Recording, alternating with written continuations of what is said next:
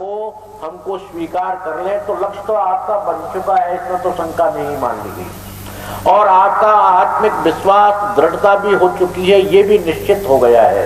पर उस दृढ़ता को थोड़े से और बढ़ा लें। उसको और बढ़ाने के बाद में तुम्हें कुछ नहीं करना पड़ेगा। बड़ी सरल विधि है, देखिए आप, वो तुम्हें कुछ नहीं ज्यादा लंबा चौड़ा करने की जरूरत पड़ेगी। जहां तुम्हारा आत्मविश्वास पूर्ण रूपे ने कछुए की तरह टिक गया, अड्डे पर कछुए का टिक जाता, इस तरह टिक गया, तो मेरे प्रेमियों जहां तुमने विश्वास टिकाया है वो निश्चित 100% तुम्हारा ही होगा।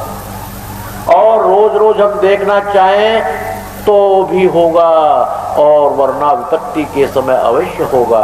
और उस यमराज की मार पिटाई के लिए जो होती है उसको रोकने के लिए 100% होगा। कौन होगा? जिस पर हमने आस्था टिकाते। तो अब दृढ़ता लाना आप लोगों को, मेरे प्रेमियों, आप लोगों का काम है दृढ़ता लाना। दृढ़ उसे ही कहते हैं निश्चय। जैसे अभी कछुए को उदाहरण दे दिया, कितनी बार बोलूं वो दे दिया। उसने दृढ़ निश्चय कर लिया कि मुझे इस अंडे के अंदर में जान डालनी है, बच्चा पैदा करना है और उस बच्चे को जल में मेरे पास बुलाना है। इस तरह आप भी दृढ़ निश्चय हो गए कि वो परमात्मा का हमें दीदार करना है, उस परमात्मा की कृपा प्राप्त करनी है। वो करे न करे उसका मतलब अपना विषय है, हमारा विषय संकल्प है कि हमें ऐसा करना है। अगले की तरफ से अगर हम करेंगे समाज संसार का होगा, अध्यात्म नहीं होता। कि मेरे प्रेमियों, अध्यात्म में एक तरफा प्यार होता है, ये तो आप लोग जानते हैं। संसार और अध्यात्म दोनों में विपरीत दशा होती है। विपरीत कहते हैं उल्टी। संसार में हम आंख खोल कर चलते हैं और आध्यात्मिक जगत में आंख बंद कर चलते हैं। ध्यान करते हैं तो आंख बंद हो जाती है, दर्शन करते हैं तो आंख बंद हो जाती है, किसी संत का दीदार करते हैं तो आंख बंद हो जाती है। आध्यात्मिक जगत आंख बंद करे बिना प्राप्त नहीं हो पाता।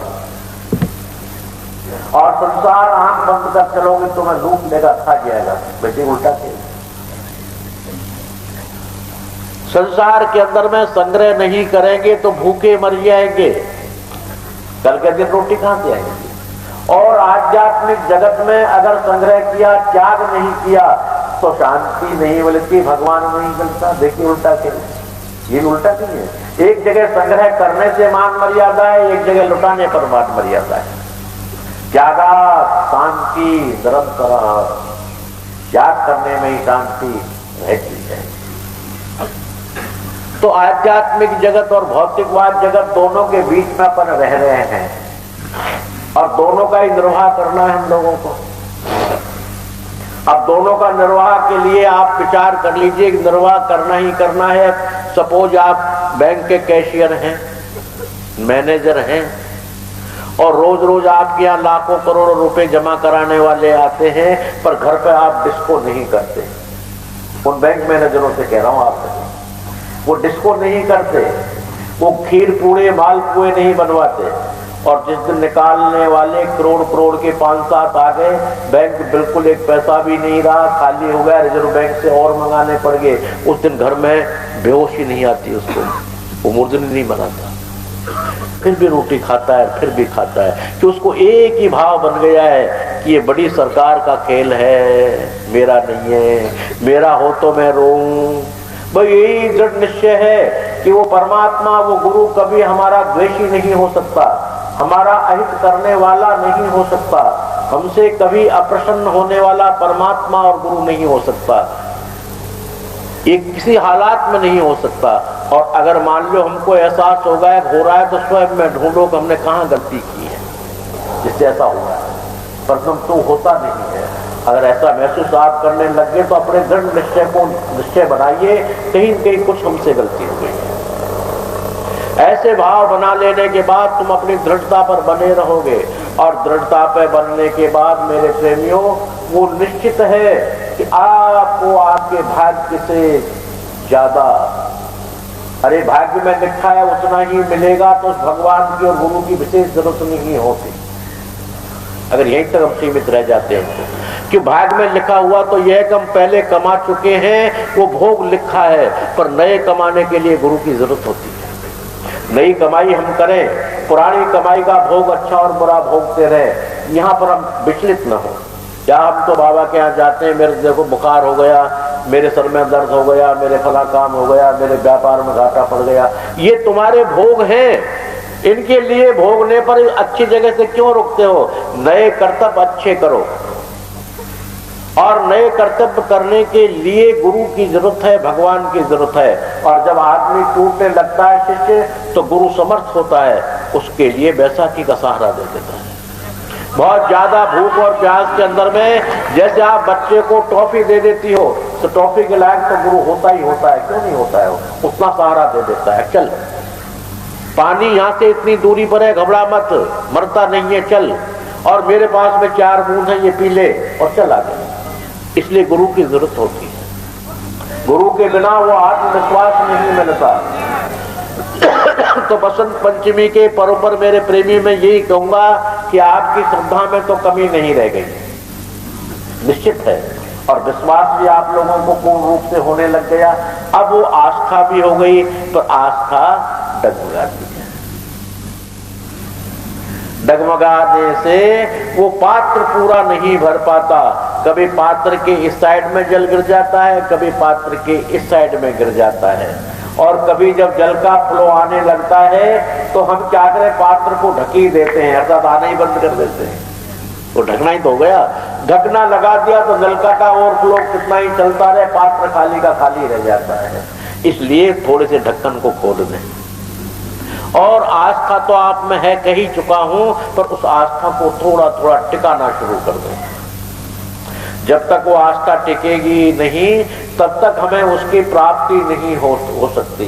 जैसे नलके के बहते हुए जल में से टिकाव पात्र है, टिकाव पात्र अगर नहीं हुआ तो नलका बहता ही रहेगा, उससे में प्राप्ति नहीं हो पाएगी। बरसात का जल गिरता है और 2 पड़ोसों में झगड़ा हो जाता है, वो भगवान का सत्यानाश जाए। मेरे तो जो है क्या कहते हैं, कपड़े धोने को भी जो है उसने पानी नहीं इकट्ठा किया, और तेरे तो जो है भर दिए तालाब पे तालाब। अरे पागल लड़ती क्यों है, इसने तालाब पहले खोद रखा है। श्रद्धा रूपी भाव रूपी, श्रद्धा रूपी भाव रूपी तालाब खुदा हुआ है। इसलिए सिमट सिमट जल भर ही तालावा, जिन्हें सदगुण सज्जन नहीं आवा।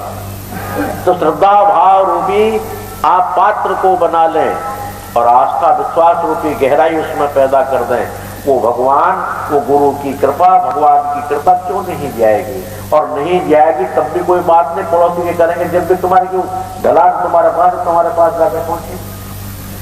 बरसात चाहे पहाड़ में कितनी भी हो, पर इस पहाड़ के अंदर जहाँ ढलान है, जहाँ झोड़ बना हुआ है, सब पानी पहाड़ का इकट्ठा होकर वहीं चला जाता है। क्या वो बुलाता है मेरे पास आ जाओ? क्या भगवान ने बेईमानी की है? बिल्कुल नहीं की। समान भाग से बरसा है, पर लेने वाले ने कितनी ली है,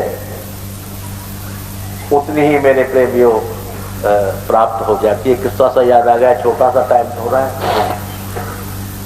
हमारे भाव कामना युक्त तो होने ही चाहिए, पर केवल कामना के लिए ही नहीं होने चाहिए। क्या प्रेमियों के नहीं समझ आएगी? कामना युक्त तो होने चाहिए, बिना कामना के तो कौन क्या करेगा? माँ भी अपने बच्चे को बिना कामना के क्यों दूध पिलाएगी, क्यों पालेगी? बिना अपने कामना के बिना पत्नी पति को सुख क्यों दे? निश्चित बात है, कामना तो है। सुर नर मुनि जन सबकी यही रीति, स्वार्थ लाग करे सब, ये तो होना चाहिए। परंतु स्वार्थ लिप्त नहीं होना चाहिए कि 24 घंटे वही बात स्वार्थ की रखे। यदा कदा परमात्मा के स्मरण में ही 24 घंटे ध्यान रखे, और कभी कभी परमात्मा से जो कुछ मन की बात है वो कहते, कोई बात कोई बुराई नहीं कि स्वार्थ है, पर स्वार्थ युक्त होना ही अच्छा नहीं है। और गुरु और भगवान के घर में कॉमर्शियल अर्थात व्यापार करना जरूरी नहीं है, कि व्यापार में हमको घाटा होता है। एक पंडित जी कथा बांध रहे थे, श्रीमद् भागवत की,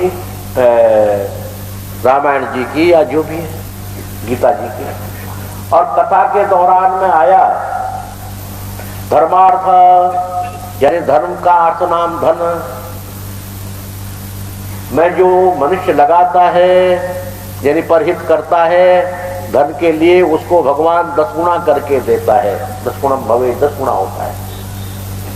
एक मुझ जैसा था, उन्होंने कहा ये बढ़िया है, मेरे पास में भेज के लिए पैसे नहीं है, लगान देने के लिए सिर्फ लगान लायक ही पैसे हैं मेरे पास 2 रुपए 5 रुपए। तो ये 5 रुपए पंडित जी को चढ़ा दे तो 10 गुणे 50 हो गए, 45 रुपए बच जाएंगे हमारे पास। ऐसा ही किया उसने, बेचारे ने 5 रुपए बहुत 12 महीने जमा कर करके रखे हुए थे, 5 रुपए चढ़ा दिए और भेज का जो है उन्हीं दिनों में लागान लेने वाले आ गए। तो पहले लागान बड़ी जबरदस्ती से उगाई जाती थी, घोड़ों की पूंछ के बांध देते थे और मार पिटाई करते थे और पैरों में जो है लक्कड़ बांध देते थे, क्या क्या करते थे, ऐसी परेशानी, ऐसे मार पिटाई शुरू कर दी उसकी। उनका जी अभी देता हूं, क्योंकि वो तो कह रहे थे पंडित जी 10 गुना होकर दे, तो क्या लेट हो गया होगा इसलिए 10 गुना तो देगा वो। घोड़े की पूंछ के बांध दिया, उल्टा लटका दिया, वो घिसता रहा बेचारा। और आगे जाकर गांव के बाहर उसको कुल्लड़ी मिली, उसमें 5 रुपए। तो बोले ठहरो ठहरो ठहरो भाई, मेरी भेज ले लो तुम, क्यों? बस वो 5 ही थे, 5.25 भी नहीं थे। चलो उस भेज से निमट गया। कथा में फिर उन्होंने ऐसे कहा पंडित जी, तो उन्होंने कहा, खड़े होकर कहा, बोलो पंडित जी आप ठीक कहते तो हैं, परंतु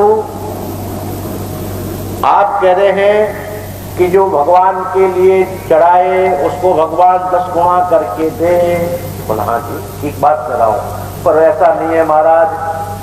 खड़ खड़ घिसे जब साया का साया दे, राजस्थानी भाषा है। खड़ खड़ कहते हैं जब वो आदमी बहुत दूर तक घिसता है तब साया का मतलब मूल के मूल मिलते हैं। मैंने तो ये देखा है। तो मेरा कहने का मतलब, जब व्यापार की दृष्टिकोण से संतों के घर पर, भगवंत के घर पर मानव जाता है तो फिर ठड़ ठड़ घिसे जब साए के साए दे। और उसमें जो है निष्काम नहीं, कामना तो हमारी है, पर उस परमात्मा से न मांगे हुए सेवा करते रहे, गुरु से न मांगे हुए सेवा करते रहे, और फिर वो तुमको क्या क्या देता है ये विचार, ये देखिएगा। फिर वो तुम्हारी आवश्यकता से ज्यादा झोली भर देता है। और जो मांगता है, जब एक बच्चा दिन भर रोने के बाद मांगी उसने टॉफी, दिन भर रोने के बाद क्या मांगा? टॉफी। बोलिए वो दिन भर रोने के बाद माँ पता नहीं उसको कहाँ से मिठाई मंगाती, घंटे वाले की, हल्दीराम की, अनुपम वाले की, कहाँ से मिठाई मंगा कर देती, क्या क्या खिलाती, क्या क्या उसके लिए कपड़े बनाती कि मेरा बच्चा किस काम के लिए रो रहा है पता नहीं, 100 चीज रखती नहीं, परंतु मांगने पर टॉफी देती। जैसे प्रेमी यहाँ आते हैं इतनी बड़ी महान स्थान के ऊपर में और साधारण बातों पर ध्यान दे देते हैं। मेरा बच्चा पढ़ने आज स्कूल नहीं गया, कोई बात नहीं, सर में दर्द होगा, टांग में दर्द होगा, पूंछ में दर्द होगा, या तुमने ज्यादा प्यार कर दिया होगा। ये छोटी बात। उससे थोड़ी सी बड़ी बात को मंगाया कि हे प्रभु, हे गुरु महाराज, हे बाबा, तेरे आश्रम के लिए मेरी यही की प्रार्थना है कि आपके इस बच्चे को बहुत बहुत योग्य बनाओ, IAS बनाओ, RPS बनाओ, RRS बनाओ, डॉक्टर बनाओ, इंजीनियर बनाओ, अच्छा गायक बनाओ। अब वो रोज रोज की जो मांगे हैं वो परमात्मा ठुकरा देता है। माँ बच्चे से बहुत प्यार करती है प्रेमियों, निश्चित बात है कि माँ का जैसा प्यार और जगह नहीं मिलता। जब बच्चा रोज रोज तंग ज्यादा कर देता है तो माँ उसको गोदी में से उठाकर फेंक भी दिया करती है। ये भी आपने ये माओ से पूछूंगा कि माँ ऐसा करती है नहीं करती है तुम लोग? जब बच्चा ज्यादा तंग कर देता है तो मेरा ख्याल हाथ मारने से पीछे भी नहीं हटती होगी, है? हाथ में अगर बेलन हुआ तो वो भी मार देते हैं, कहते बेलन तो तब भी मार देंगे, पर कब मार दोगी? जब बच्चा जरूरत से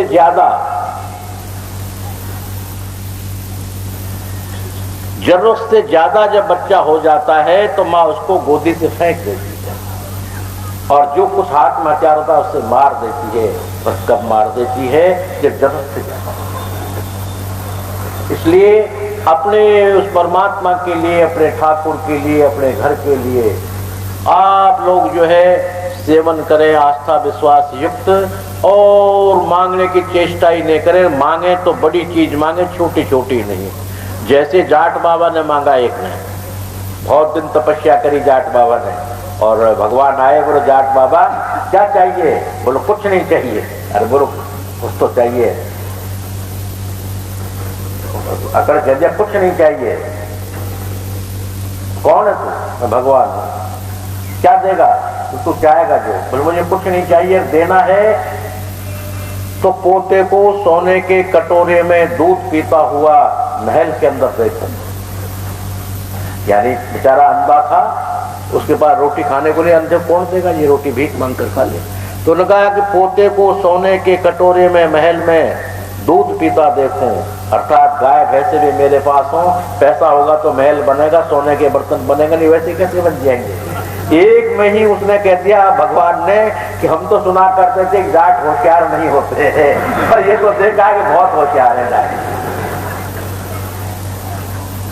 तो मेरे प्रेमियों, इस तरह से परमात्मा से हम प्रार्थना करें, हे प्रभु आपकी हमें कृपा चाहिए, हमको तो आप ही चाहिए। जहाँ भगवान आ जाएंगे, जहाँ जल आ जाए, क्या प्यास रह जाएगी? बोलिए, जहाँ जल का जो है स्रोत बह निकला, जहाँ पानी से पिसाया रह जाएगा। नहा ले, पी ले, धो ले, कपड़े धो ले, बर्तन धो ले, मर जाए जो धो ले, और खूब पड़ोसियों को पिला ले, कभी क्या रह गई? पर हम तो पानी का लोटा गिलास मांगना सीख गए। हम तो कहते हैं आप लोगों को ये भाव निश्चित कर लेना चाहिए कि हे प्रभु आपकी अनवरत कृपा और